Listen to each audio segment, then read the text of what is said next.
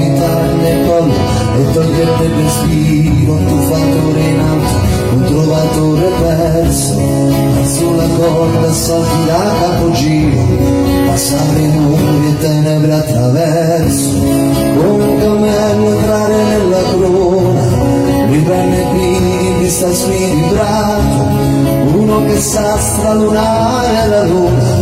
così di pietra inguaralato, e stupire tutti quelli che non sanno la fortuna,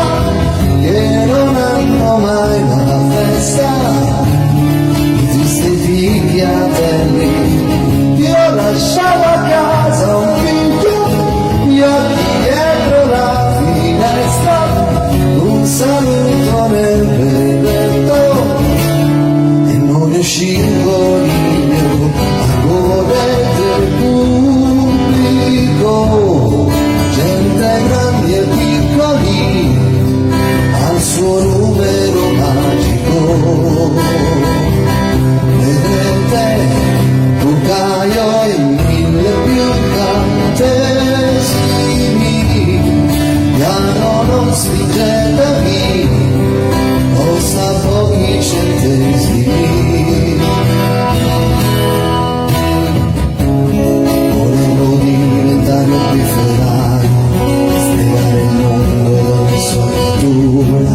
escere sfide di grana immaginario, sfidare la morte senza aver paura e mettere la testa in coppe di leoni, un trovatore vinto,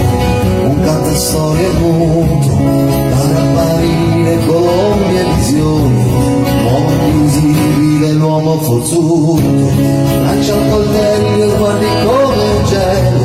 saper andare in lunga delle dita, uno che si getta fuori nel telo, nel lungo inverno della vita, per portare sopra un gatto l'elemosine di cielo, tra silenzi d'ospedale e strappi di cavallo.